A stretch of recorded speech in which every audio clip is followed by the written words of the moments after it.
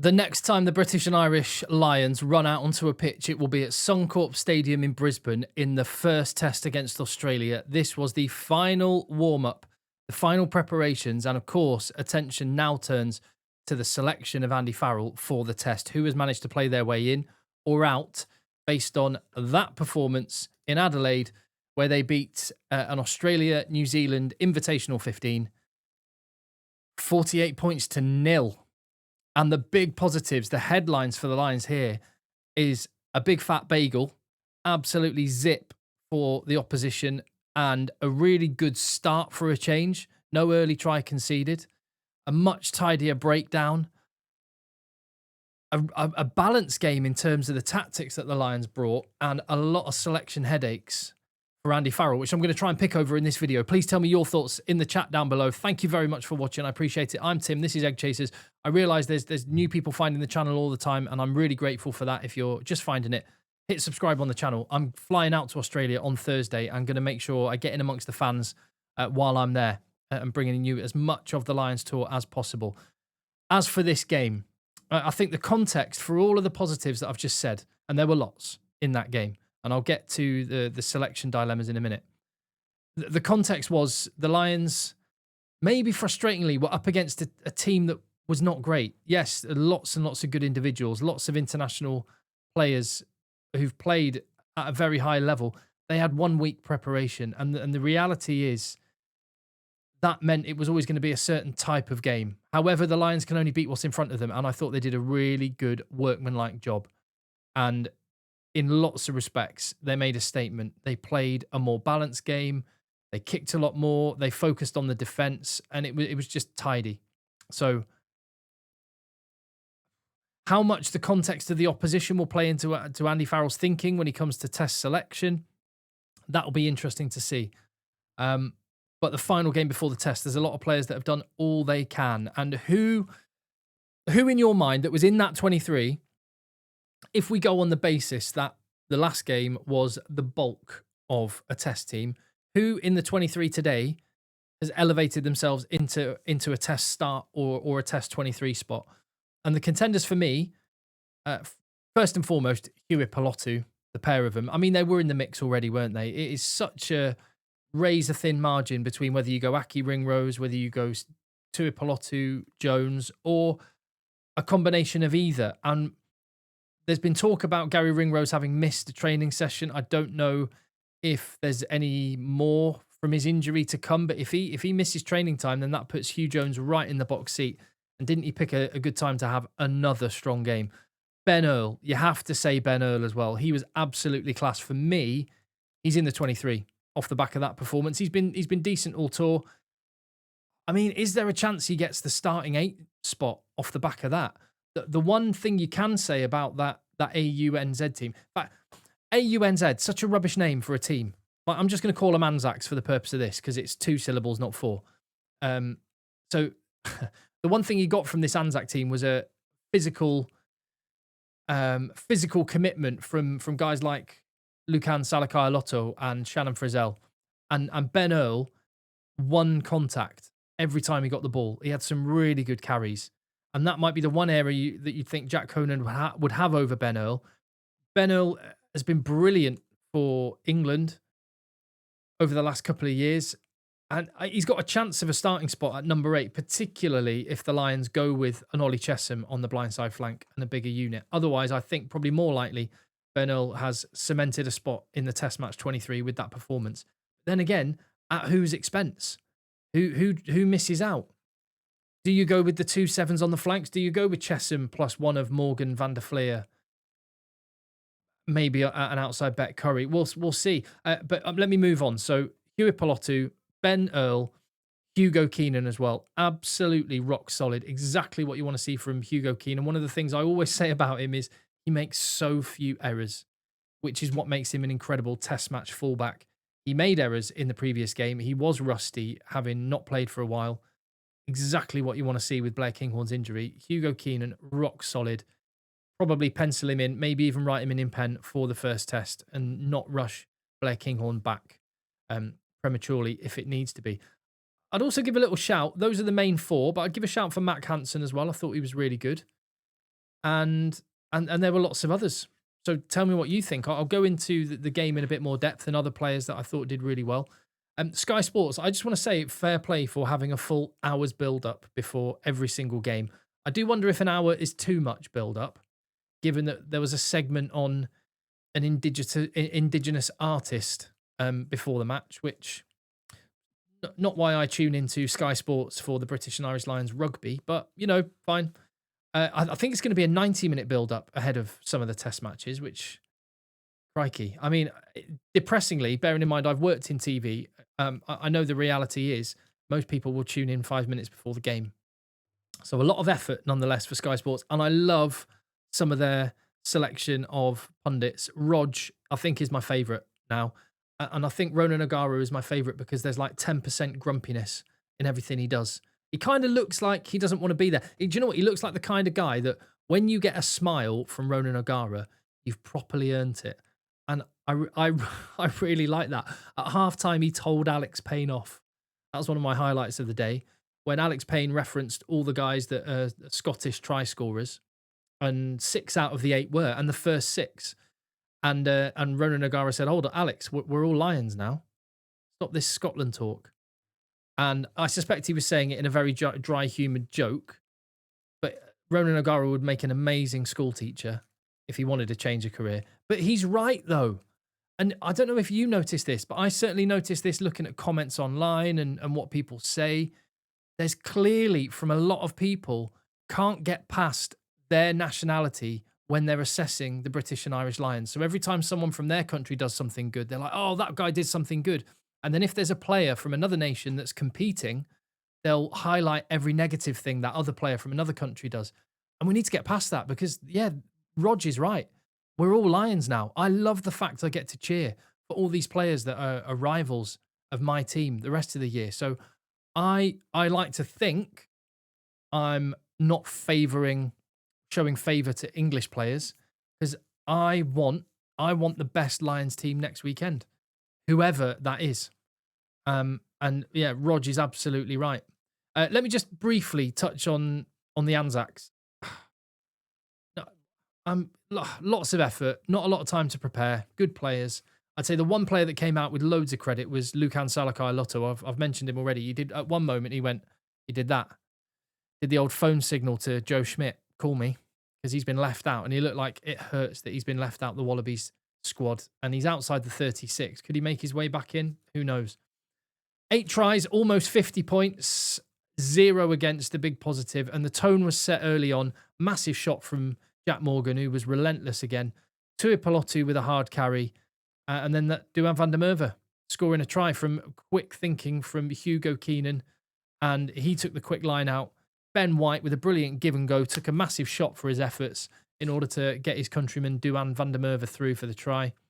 And that just set the tone. There was physicality and there was direction and there was quick thinking. Everything was sharper. And that's really good to see. And the Lions, as I say, in terms of tactics, they were going to the air a lot more. It felt more like a test match in terms of the way they were approaching the game. Ben White with a great try, good snipe. He was busy. He looked really sharp. I don't think he's going to get it into the Test 23. Alex Mitchell has earned his spot in that squad, having before today played every single game. Well, no, he has played in every single game so far, and I think he should be rewarded with the bench spot. He's been good, but Ben White, fair play, he was really good. Duhan van der Merwe then had a mad moment. What are you doing? Batting the ball over your own dead ball line from in the field when you would have had a 5-meter line out. Fortunately, he was already in touch. The ball was already in touch, so he got away with it, but just madness. And then Tuipulotu, I thought overcomplicated it a bit. He had simple hands, 10 metres out from their line, and he went for a missed 4 players out to go to Pollock, who then got held up over the line. I thought it was all a bit too... I much preferred it when the Lions were just properly direct, which they were for the most part. Duhan van der Merwe scores another try. And then or either before or after that, I can't remember, Luke Cowan-Dickey took a knee to the head from Salakai-Lotto, got his head on the wrong side. I think the HIA protocol will mean, whilst it was brilliant to see Luke Cowan-Dickey up and about early in the second half, I think he'll be out of the test match. And maybe more than that, he'll need to be covered. We'll wait and see. But Jamie George or Dewi Lake could be called up. One thing, just whilst Luke Cowan-Dickey was down, just imagine you're Luke Cowan-Dickey for a second. You're on the floor, you've been knocked out, and what's that I can hear? Oh, right, yeah, it's Sweet Caroline. Just the juxtaposition with a player out and the crowd going mad for Sweet Caroline. I mean, just pick another song. It was a little bit like, you know, that Top Gear meme where it's like Jeremy Clarkson goes, "Oh no!" Anyway, it felt a bit like that. Luke Cowan-Dickey is out cold. Oh no! Anyway, here's Sweet Caroline. But anyway, he's up and about, so that's good. Medics in jeans as well. I did appreciate the medics in Adelaide were all in jeans when you've got to stretcher a player off the field at 8, but be out on the town at 9. You know, Hugh Jones was tearing it up in that first half. It was 17-0. Here's a question though: can you put Hugh Jones and Gary Ringrose in the same 23-man squad? Obviously, if one of them starts 13, I think the other one misses out completely because the other positions they cover are wing, or in the case of Hugh Jones, fullback as well. And I don't think you need that twice. They sort of double each other up. So they've both been playing really well. One of them is going to miss out on a test spot. And I wouldn't want to call. It's too close to call at this point who it's going to be. I've got a feeling that as long as Gary Ringrose trains the whole week next week, then it will be Aki and Ringrose. But, oh, that's so hard to call. At halftime, what I didn't realise I needed was James Ryan doing smelling salts on the little changing room camera. I'm here for that. And then in the second half, it was just a bit too easy at times. Lau Mape got done by Tuipulotu from a tap penalty 5 metres out. I loved that Scott Cummings try. And that was class. And I'll come to that in a minute, actually. Because just before that, Owen Farrell came on for Hugh Jones. Which, again, talking of Hugh Jones and test selection, that made me go, hold on. Is Hugh Jones coming off because Andy Farrell wants to rest him because he's going to be starting next week? Or is Hugh Jones coming off because Andy Farrell wants Sione Tuipulotu to get some more time at 13 because he's going to be on the bench covering both centre spots next week? I'm like Charlie from Always Sunny in Philadelphia with the board with all the bits of string going in different directions, trying to work that one out. I don't know which it is. But Owen Farrell came on, and can I just say to those people that were in the ground, whether they were Aussie fans or whatever, if you're an adult and you booed Owen Farrell, just grow up. Like you're a grown adult and you're booing someone. I mean, for what it's worth, Owen Farrell, he's been there before. He's had his own England fans booing him before at Rugby World Cup, so. But he clearly heard it. He saw that he was on the big screen, heard the boos, but then gave a smirk, like that smirk he did in the 2019 World Cup semi-final, and then ran out on the pitch and was class. People calling it a nepotism pick. I think Owen Farrell shut those people up as well, to be honest, because he was class. His passing is outstanding.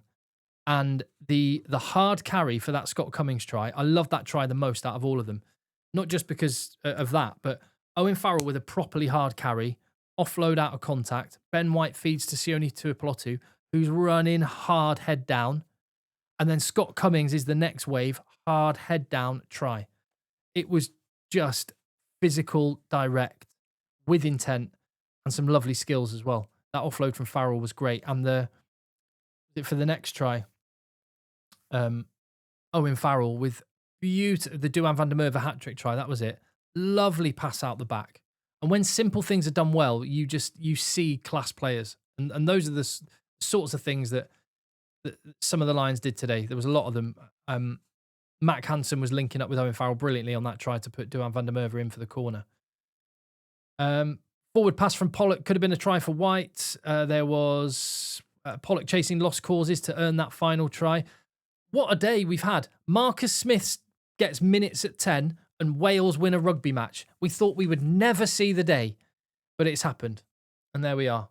Convincing win for the Lions. But let me just go through the actual team finally then. The whole lineup. Who has advanced their case? Who could be in the 23? I'll give a yes, no, maybe. In the 23, might be like 50-50 or out. Pierre Schumann, no. Didn't do anything wrong, but no, he won't be in the 23. Luke Cowan-Dickie looks like he'll be out, so Ronan Kelleher might get in potentially by default because Cowan-Dickie had a good game, but it was 50-50 anyway there. Will Stewart, yes, he'll be in the 23, probably on the bench. James Ryan, no. He actually worked really hard. I thought James Ryan did well, but probably not. Tyg Burn, I'm going to say no.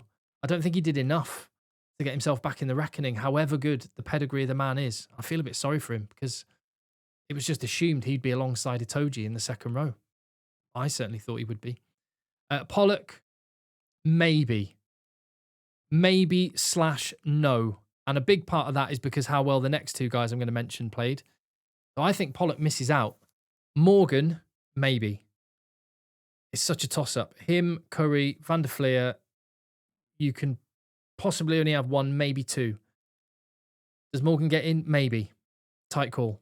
Ben Earl, I'll say maybe/yes. I would have him in the 23.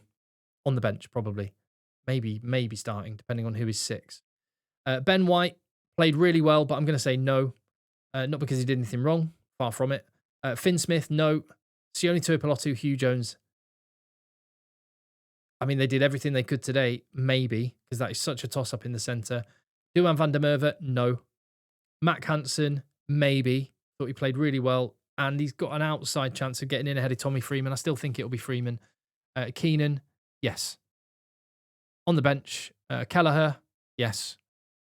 Porter, yes. Beelum, no. Cummings, no, although he did well. Van der Fleer, maybe. So hard to call. Mitchell, yes. Smith, yes, I think he'll be on the bench. Farrell, unlikely in this one, maybe in test 2 or 3. I thought Owen Farrell looked really good.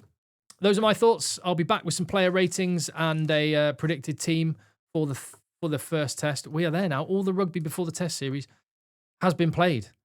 Over to you, Andy Farrell, and over to you in the comments.